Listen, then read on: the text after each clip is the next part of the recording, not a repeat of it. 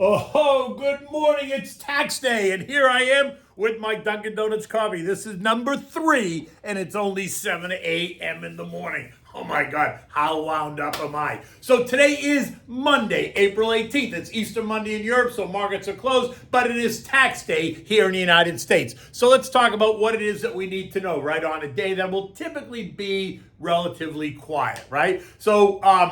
It was a long weekend. Friday markets were closed, but yet this morning, U.S. futures are pointing lower yet again. Treasury rates continue to move higher, and it's a big earnings week, right? Many of the big multinational mega cap names are going to report this week, and we'll get to that a little bit later. Oil back at $107 a barrel and going up as we enter the spring, summer driving season. And Twitter, very much in play, so we can just sit back and enjoy the show as this one plays out. And what do we have for dinner tonight? We're going to have the veal cutlets caprese, however you want to say it. It's delicious. I'll show you how to make those. All right, so like I said, good morning, and it is Easter Monday. European markets are closed in the region. Stocks finished lower on Thursday because Friday we were closed. The Dow closed down 114 points. S&P off 55. The Nasdaq down 300. The Russell off by 20. And the transports gave back 2 points. Recall the markets were closed on Friday, but we did get economic data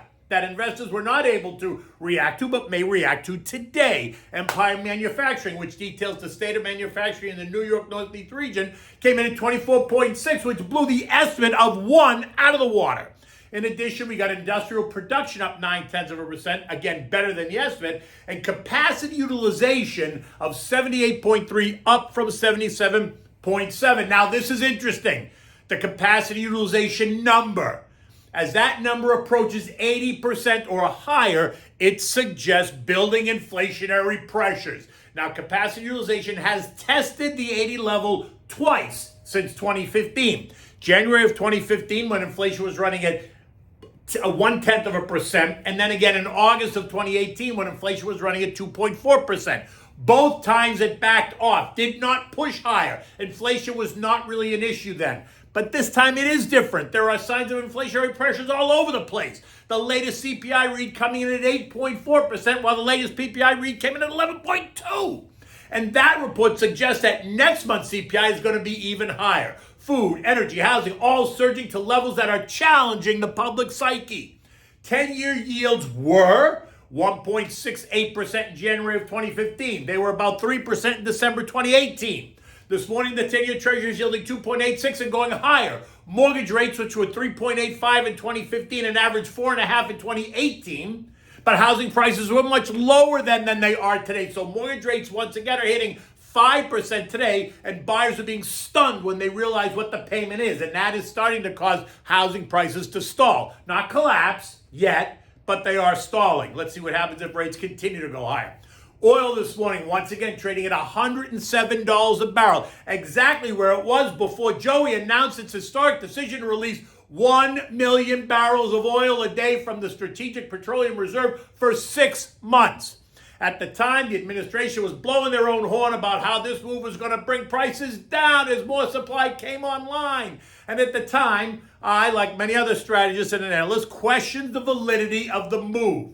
Was it really going to solve the problem? The answer was and is no, it will not. And that is obvious as demand remains strong and oil prices continue to push higher, even as they release the oil. Even as the IEA nations jumped in. That's another 29 nations offering to release a bit more, hoping that this is going to help.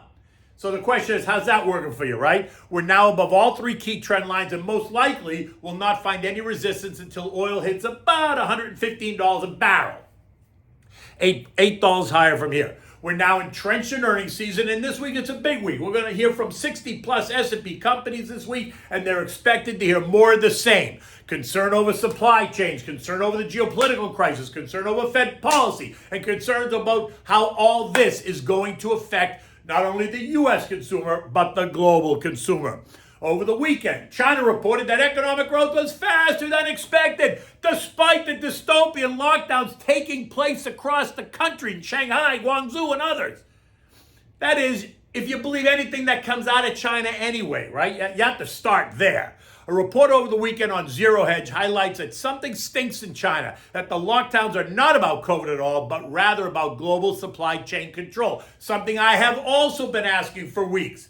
In the article, he poses this question: what if China is purposely shutting down its country to wreak havoc on the global supply chain even further, to exert its power over the quality of the lives of the Western world?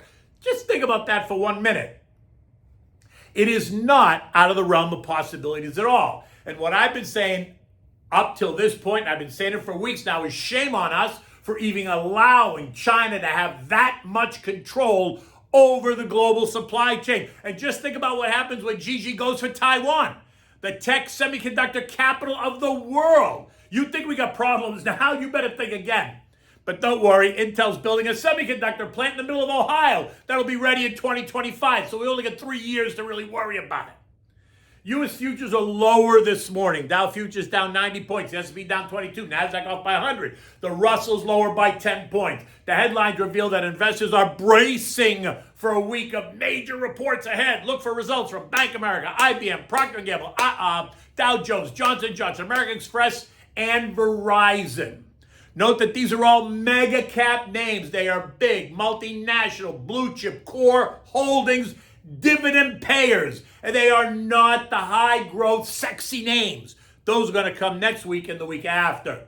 There are no economic reports today to consider, but it is a full week starting tomorrow. Building permits, housing starts, existing home sales, Fed's Beige Book, Philly, Chicago, and Dallas Fed surveys all due out. On top of all the barrel of earnings that we're going to get, along with more Twitter drama. So now the question is Lonnie in or is he out? Will the company enact the poison pill or not? What does this say about the state of free speech in this country? Lonnie taunting the Twitter board all weekend, but in the end, none of this Twitter drama will drive investor sentiment. It will, though, is going to provide for all kinds of conversations about free speech. Over the weekend, I saw an article that suggested it's okay for Mikey Bloomberg and Jeffrey Bezos to own huge media outlets, right? Bloomberg and the Washington Post. Yes, but it's not okay for Lonnie to own a media outlet, suggesting that his desire for the support of free speech would be an assault on democracy versus theirs as a help to democracy. I mean, the argument is ridiculous. The war in Ukraine continues to steal the international spotlight. Vlad is not backing down at all. And in fact, he feels even more empowered after the sinking of one of his battleships in the Black Sea. The chaos there simmering on the back burner is causing some of the overall investor angst, but not 100% of it. Most of the angst is being driven by U.S. economic policy, Fed moves, interest rates, inflation, the cost of living, and what comes out of a different Fed head depending on what day of the week it is. Stocks continue to trade lower as reality sets in. The idea that inflation is peaking is almost laughable and premature. The S&P closed at 43.92 on Thursday, below the trend line at 44.18. And this morning, the weakness is suggesting that the market wants to test a bit lower to shake the branches a bit. Now, while I thought we were going to test the February lows of 41.31 for a while, I am no longer in that camp per se, but I am in the camp that I believe the path of least resistance is still lower right now, and a test of 4,300 would not be out of the question. Bitcoin is also under pressure this morning. It's trading at below 40,000 at 39,000, 38,500 right in there, while Ethereum is trading at 2,900. Okay, so the day's going to get started, but what are we having for dinner? I'm going to serve you up the veal cutlet caprese today, right? Some people call it capricciosa. I call it caprese, right? You're going to serve this Milanese style dressing, a tomato, arugula, red onion salad. You can throw some shaved Parmesan on there, right? It's a great dish. It's colorful. It's hearty. It's easy to make, and it's very pleasing to the eye. So for this, you need the veal cutlets pounded thin. You need flour, eggs, seasoned breadcrumbs, olive oil, butter, fresh arugula, ripe cherry tomatoes, that you slice in half, sliced red onion, some fresh lemon juice, and shaved Parmigiana cheese. Now, in a bowl, you want to beat 3 or 4 eggs, depends on how many cutlets you're making, right? Add a splash of whole milk. On a separate plate, you're going to put some flour, and on a third plate, you're going to place the seasoned breadcrumbs. It's kind of like an assembly line, right? You do the flour, the eggs, and then the breadcrumbs. Now, you have this pounded veal cutlets, or if you don't, you're going to pound them thin. You want to dredge in this order. You want to dredge the cutlet in the flour, dip it in the egg wash, and then put it in the breadcrumbs, right? Pressing gently on the breadcrumbs so that they adhere to the cutlet. And you want to take that and place it on a plate. Now you want to preheat your oven to broil while you're doing all this so it gets nice and hot. When you're ready, you want to take a Pyrex dish. You want to put olive oil in the bottom of it, just enough to cover the bottom of the dish. Don't make an ocean of olive oil, just enough to cover it a little bit more, right? You can also add a dab of butter. You want to put it under the broiler, like on the second level, and allow it to heat up.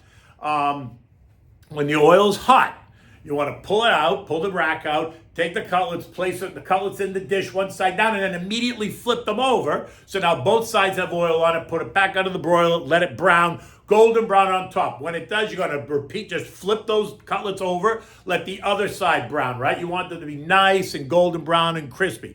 When they're done, you want to remove them, put them on a warm plate. You want to top the cutlets with the arugula, the cherry tomatoes, the red onion. You want to take some fresh lemon juice, just squeeze a little bit of fresh lemon juice, drizzle some olive oil on top, season it with salt and pepper, and you top it with the shaved Parmigiana cheese.